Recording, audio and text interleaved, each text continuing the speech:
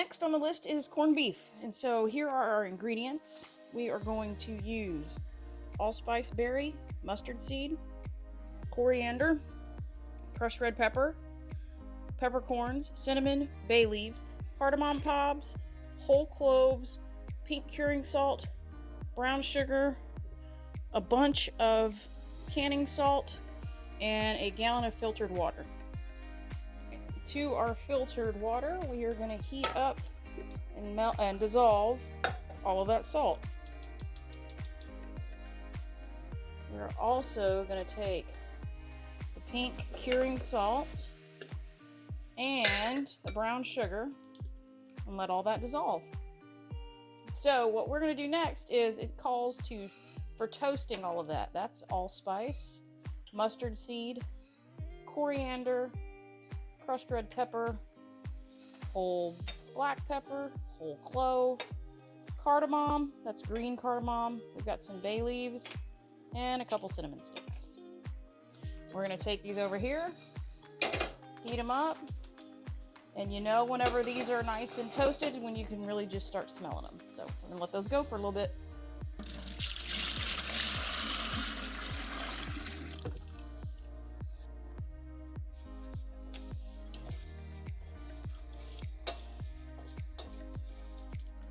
Yeah.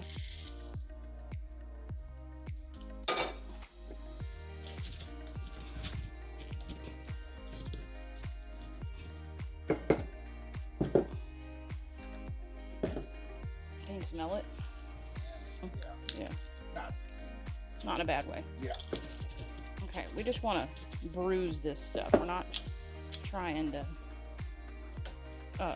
crush it into a powder. All right, that's our brine. We gotta let it cool off so we can put the meat in there and it doesn't start cooking. All right, y'all, we have made it to the day. We're gonna cook us some St. Patrick's Day corned beef and cabbage. So there's the base that I start with, some herbes de Provence. This is our home brined, and this is the store-bought. We're gonna do the exact same thing with both sides. We've got potatoes and olive oil started, and then we are gonna cut us up some cabbage. I've scrubbed the snot out of those potatoes. I want to leave them whole because we're gonna pressure cook these, and we're gonna leave these chunks really big. When it comes out, I can do more with it per se. So, but because it's gonna go in a pressure cooker, I want to leave these chunks a little bit bigger. Okay, that should be the heart. So we're gonna just prepare, we're really just being very organic with this. I'm throwing the carrots in just like this. I'm okay. These are organic carrots. They're pretty clean. And I'm gonna chop these up a little bit. We're gonna throw these on top. So very rustic, and I want big chunks because of the amount of time that we're pressure cooking. All right. Let's get those corned beefs loaded. All right, I have washed this off in the sink. I'm gonna top this cabbage and some carrots. And we're gonna come back with a quart of chicken stock or turkey stock or whatever we decide to grab. And this one will be ready. All right, now this is actually my electric canner, but we can use it as a pressure cooker. So this is the brisket that we got on sale that we corned ourselves. We're gonna put that in. We're gonna add our cabbage, just like we did with the other one, and our carrots. And we are going to put some broth in that one, close it up and cook it for 90 minutes. This is our turkey stock from 2023. Greg and I canned in his backyard, actually. I'm gonna go ahead, put 2 in here. I think that'll do. We're going to use a gallon of stock between these two. I don't want to do too much because it will produce its own juices. That looks like it worked out just perfectly.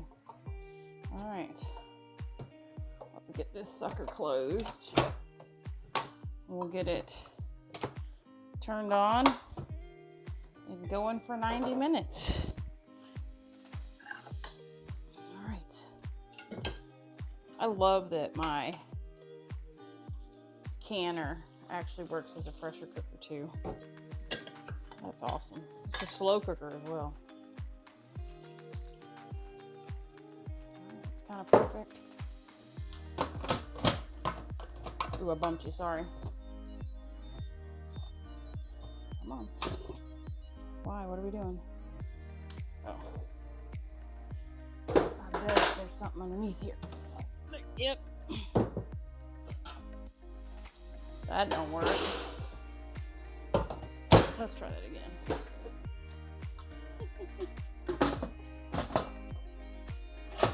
Look at that. All right, so Greg is gonna open up, I believe that is the store-bought one. Oh, here, you know what? Will you drag this one over there too? You can unplug that one too.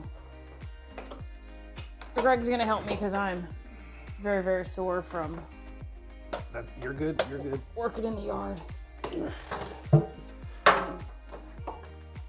right. So we've got, you're gonna open this one up. We might have to turn that so a lid will come up. Go ahead. This one, I have to come back and look, but I think this is ours. Ouch, that's still hot. And then that one is the store-bought one. So what I want to do is a taste test of just the meat. I'll bring you guys in close so you can see what it looks like. So there's what it looks like after it's cooked all day. Or we did 90 minutes and then I just let it sit because we weren't ready. Smells good. What do you think?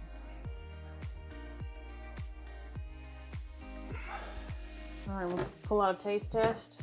That's ours. That's ours, you can tell. Okay, so we're gonna make a couple plates and we'll do a taste test for you. All the vinegar. Yeah. Yeah, yeah, that's a fresher smell. Okay. Like more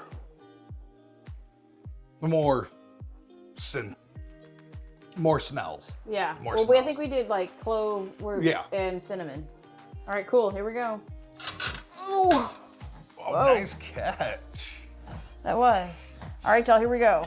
That's store-bought. Oh yeah, that's store-bought. This is our brined. We brined 7 days, Yes, I think. We did a full 7 days on this. So we're gonna taste test. You wanna do that one first? This one's got a lot of strong flavors in it. So now I will tell you, the seasoning packet that comes with the corned beef that you buy from the store, I don't use because I think it's gross. So, that's good. Mm-hmm. Tastes like your typical. Tastes like corned beef that you get. Good. Wow.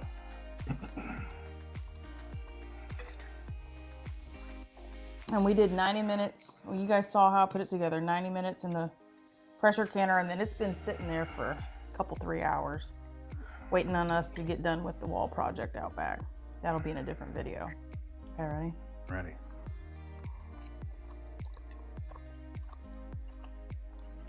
Oh, wow.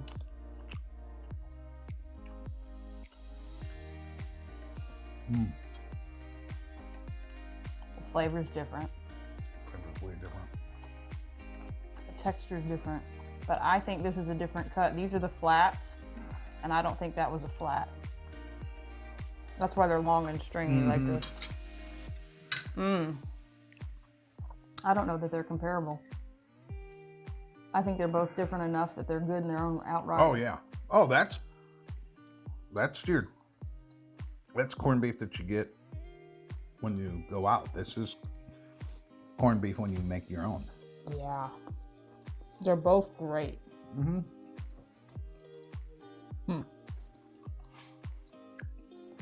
Not too salt. Both of them have about the same salt level. I can't hardly tell salt at all. This is good. You think this is worth it? Yes. Because we can tailor it to what we want. Well, and that's just it's a bigger piece of meat. I don't Yeah. know that it shrunk up as much as this one did. That's true. That's true. This is tiny. In the that one was very tiny in the. Yeah, I mean it's. Look, I this just is gave really up good. on. I gave up on the fork. It is really good. I think because of the different cut of meat, this held more liquid in it.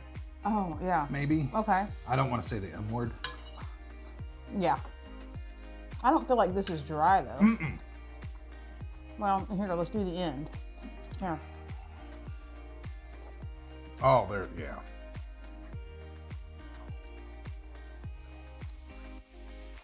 I still like. They're both good in their own way. I don't know that I would pick one over the other.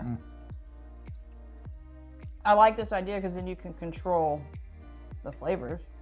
Because like I said, I don't put the little packet that it comes in. The first thing you do is throw that thing away because it makes it gross. All right, y'all, there it is. Yeah. Undecided, but for this channel, is it worth it to do your own? I think so. I think so. Because the price per pound, that was way more expensive than this, and we got more meat than that. The price per pound was better on sale, and we got a bigger cut of meat. So, all right, y'all, there you have it. We compared it, and yeah, they're both good for their. I mean, they're both good. They're both good. I don't know that I could necessarily say you have to go Like this with is your kill or own- do it. yeah. I can't. I can't either. I mean, now maybe if we do it again, we do the seasoning that it comes with because that's what most people would do. That's the only way. I mean, We'll ruin it. All right, y'all. Like, comment, and subscribe if you haven't already. And until we see you on the next video. Bye, y'all. bye y'all.